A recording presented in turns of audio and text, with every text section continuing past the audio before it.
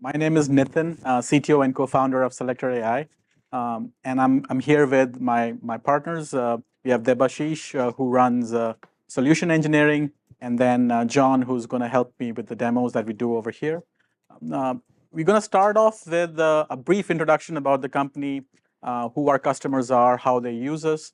And then John and I are going to go deep into the technology. And today I'm going to focus on one aspect of our stack. How do you have a conversational interface to our product? We'll just focus on that today. So looking forward to an interesting discussion. Thank you again, Deba. So since last year, we have around 50 deployments across the world. And if you look at the key segment that we have targeted is primarily service providers and also large enterprises. When I mean large enterprises, these are Fortune 100 companies.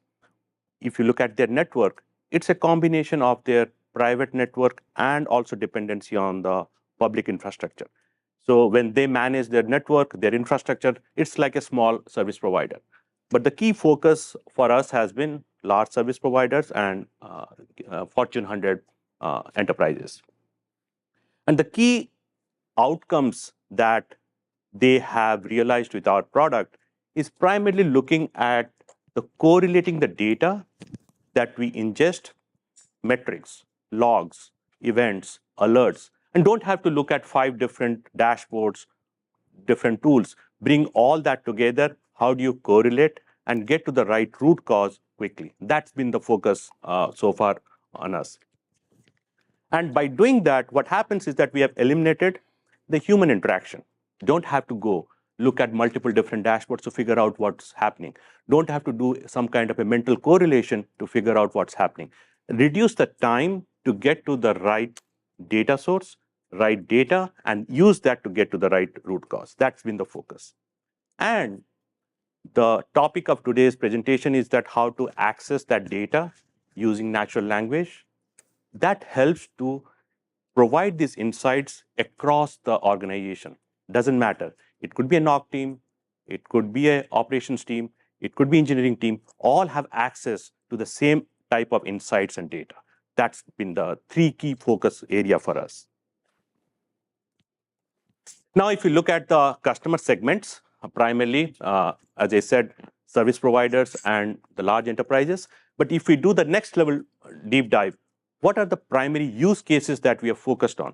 For example, if I take retail, it could be looking at the health of the sites, health of the properties, health of the application serving in those retail and enterprise, and how it is dependent on the underlying network. That's been the key focus for the retail. Service providers, yes, looking at the routing stack, looking at how the routes are advertised. If there is any kind of a increase in latency, packet loss, how do you root cause it, whether it's a routing layer or the device layer? That's been the focus for the service providers. Other 2 key segments that we have targeted is primarily the media distribution and the IPTV distribution. It could be any sporting event or any large service provider transmitting IPTV. So now if you look at the quality of the video and if there is any kind of degradation, is it dependent on the network, application, head end? Where is the problem is? Getting to that root cause has been a focus in multiple of our deployments.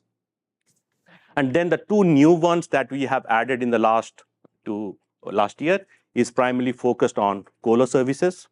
For example, it's not just the public cloud. The large enterprises are dependent on the colo services when they have their own infrastructure housed in those locations. How to get the health of that? Is your application or network performance is dependent on those services or not? Get to the root cause of that. Now let's look at few key points why we have been successful in the last 1 year, why there are 50 deployments out there. One of the key insights that we got is that unless we provide a complete managed service where we monitor, deploy our platform end to end, it's very difficult to adopt these platforms because you just can't throw the product over the wall and let customers do the configuration, ingest the data, trying to find the insights. It becomes very difficult. So our primary focus is that for our customers, we completely install, deploy, manage, ingest the data, and build the insights for them. We just have to have regular cadence of a weekly call with them to get the requirements, and then we take care of that. That has been the biggest reason of our success. Second is, if you look at our tech stack, the way we collect the data, we can collect all kinds of different types of data. As I said, config events, alerts, metrics, logs. That has helped us to bring those correlations, bring those insights. Because traditional tools, if you look at it, they're focused primarily maybe on logs, on metrics, or just on events. Then you are just having multiple different silos. But having that engine where we can collect this data has helped us to get to the right insight. And the final point is programmability.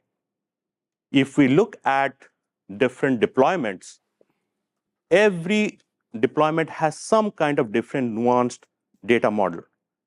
The way the operations teams interacts with the ITSM tools, there's a lot of differences there.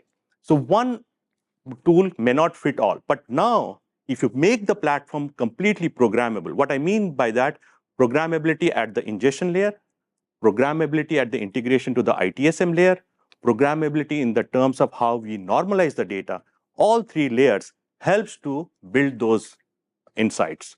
So therefore, if I have to pick three things why we are successful, primarily the complete managed service, the flexibility to ingest any kind of data, and finally, the programmability of the platform. So having said that, so hopefully that gave you a good background what happened in the last 1 year, and we'll take more questions after the demo. So I'll hand it over to Nitin to talk about today's topic. So that was an introduction about the company. I'll just focus on one thing that Deba said, the managed service aspect of our solution. It's a joke between me and my co-founder, Kanan. We said that when we started off, I'm going to take care of the innovation on the product side. You better come up with an innovation on the business side. I don't care. You need to innovate something, right? And it has been this collaboration that we've done over the last few years, this idea of providing observability as a managed solution. Like we work with customers and we do exactly what they want us to do. It's not that we build a tool and there is a whole professional services organization for which you have to pay extra. No, everything is included in the service that we sell, and it also is it's been easy to do that because the product has been built with that in mind. So it's not that we are eating up the cost. No, it's not costly for us as well. So that's the innovation that has really helped us deploy across 50 deployments across the different segments of customers, retail, as Deba said. So that's I just wanted to highlight that before we move on.